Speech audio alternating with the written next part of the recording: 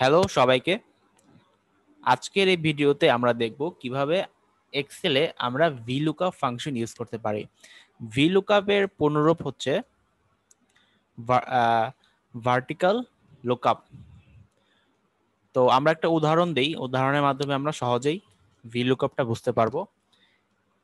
এই ওয়ার্কশিটে আমার কিছু প্রোডাক্টের আইটেম কোড রয়েছে। এগুলো হচ্ছে আমাদের প্রোডাক্টের আইটেম কোড এবং প্রত্যেকটা আইটেম কোডের এগেইনস্টে আমাদের শর্ট ডেসক্রিপশন রয়েছে, যেন আমরা সহজে বুঝতে পারি এই আইটেমটা আসলে কি। কিন্তু শর্ট ডেসক্রিপশনটা এখানে আমাদের মিসিং। আমাদের শর্ট ডেসক্রিপশনটা রয়েছে ইন্টারন্যাশনাল প্রাইস লিস্ট এই ওয়ার্কশিটে। দেখুন এখানেও কিন্তু আমাদের আইটেম কোড রয়েছে এবং শর্ট ডেসক্রিপশন রয়েছে। আমার কাজ হচ্ছে এই যে আইটেম কোডটা, এই আইটেম কোডটা এই ওয়ার্কশিটে খুঁজে বের করা এবং তার এগেইনস্টে যে শর্ট ডেসক্রিপশনটা সেটা এখানে বসানো। আশা করি আমরা বুঝতে পেরেছি যে আমরা কি করতে চাই। সো আমরা নিশ্চয়ই এখান থেকে ম্যানুয়ালি এটা কোডটা মনে রাখবো, এখান থেকে খুঁজে বের করবো, এটা তো পসিবল না, কারণ অনেক বড় ওয়ার্কশিট এবং আরো বড় হতে পারে। সো আমরা যেটা করব সেটা হচ্ছে ভিলুকআপ ফাংশন ইউজ করব। ভিলুকআপ ফাংশন ইউজ করার আগে এটাকে আমরা একটা টেবিলে রূপান্তর করেছি।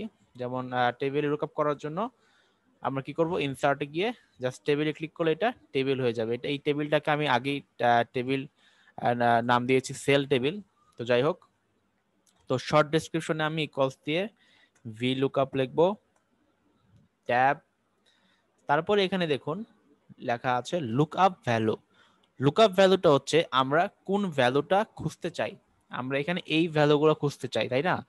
সো আমরা এইটাকে সিলেক্ট করব, তারপরে কমা, তারপরে এখানে আছে দেখুন টেবিল অ্যারে। টেবিল অ্যারে মানে হচ্ছে যে কোন টেবিল থেকে আমরা আমার ভ্যালুগুলো নিয়ে আসবো। সো ওই যে সেল টেবিল, অর্থাৎ ইন্টারন্যাশনাল প্রাইস লিস্টে যে টেবিলটা, সেই টেবিলটা নাম হচ্ছে সেল টেবিল, আমি আগে ক্রিয়েট করে রেখেছি। তারপর হচ্ছে কলাম ইন্ডেক্স নাম্বার। এই জিনিসটা ভালো করে বোঝার চেষ্টা করুন। কলাম ইন্ডেক্স নাম্বারটা হচ্ছে এই যে টেবিলটা, এই টেবিল থেকে আমরা শর্ট ডেসক্রিপশনটা বের করতে চাচ্ছি এবং শর্ট ডেসক্রিপশন এই কলামটা, এই টেবিলটার কত নাম্বার কলাম, 1 নাম্বার, 2 নাম্বার এবং কি 3 নাম্বার কলাম। 3 নাম্বার কলামে আমাদের শর্ট ডেসক্রিপশনটা রয়েছে। সো আমরা এখানে 3 প্রেস করব,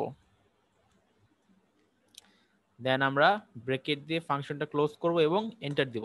তাহলে দেখুন আমরা আইটেম কোডগুলোর শর্ট ডেসক্রিপশন পেয়ে গেছি। সবাইকে ধন্যবাদ।